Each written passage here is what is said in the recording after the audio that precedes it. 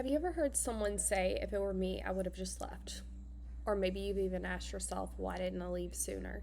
If you've never been in an abusive relationship, leaving can seem like an obvious choice, but if you've ever lived it, you know it's never that simple.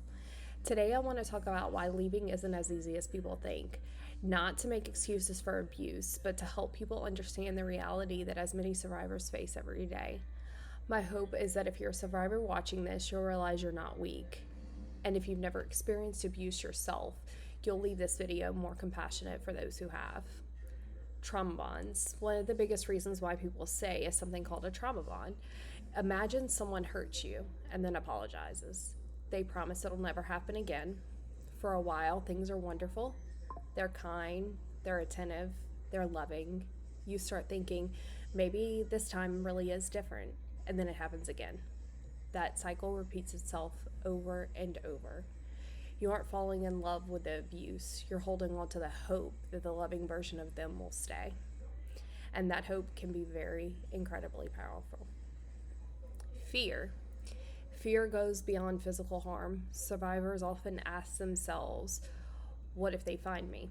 What if they take the kids? What if nobody believes me? What if we can't survive on our own? Sometimes fear has been built over months or years. Sometimes it's because of threats. Sometimes it's because every decision has been questioned until they no longer trust themselves. Fear can even make the strongest person feel trapped. Children. This is one of the hardest parts. Many parents stay because they believe they're protecting their children. Some worry about custody. Some fear what will happen during visitation. Some can't imagine raising their children alone, and others hope their children can still have a family. People often say, leave for the kids, but many parents truly believe staying is what protects them. It's not a simple decision, and it's one filled with impossible choices. Finances. Let's talk about something many people don't discuss enough. Money. Can you afford rent? Can you buy groceries? Do you even have access to your own bank account? Can you support your children? Has your credit been ruined? Have you been discouraged from working? Financial abuse is incredibly real. And when someone controls your ability to provide for yourself, leaving can feel impossible. That's why rebuilding a financial independence is such an important part of healing. Hope they'll change. This may be one of the biggest reasons why people stay, because they remember the person who they used to be, or at least who they believed they were.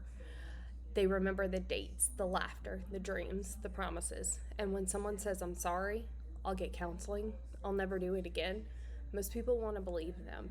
Not because they're foolish, because love naturally hopes for change. Unfortunately, hope by itself doesn't create lasting change. Real change requires consistent accountability and changed behavior over time.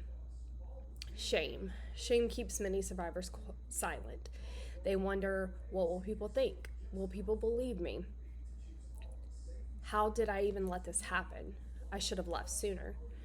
But hear me when I say this, the shame doesn't belong to you. The responsibility for abusive behavior belongs to the person who chose it. You survived. There is no shame in surviving. For friends and family. If someone you love is in an abusive relationship, please don't ask, why didn't you just leave? Instead, ask, how can I help? Do you need someone to listen? What do you need today? Be a safe place, because sometimes knowing someone believes you becomes the first step toward healing. If you're watching this today, whether you've already left, whether you're planning, or whether you're simply trying to understand what's happening, I want you to know this. You deserve to feel safe. You deserve kindness. You deserve respect. And you deserve a future where fear doesn't make your decisions. Thank you for spending this time with me. If this video helped you better understand why leaving isn't as easy as people think, I'd love for you to subscribe and join our Healing Under Wings community. Every week we'll continue talking about healing, hope, practical steps, and rebuilding life after abuse. Until next time, healing is possible, hope is real, and no matter what you've been through, you never have to walk this journey alone. And if no one has told you this lately, I believe you. You matter, and you're worthy of a life with peace, freedom, and love. I'll see you on the next video.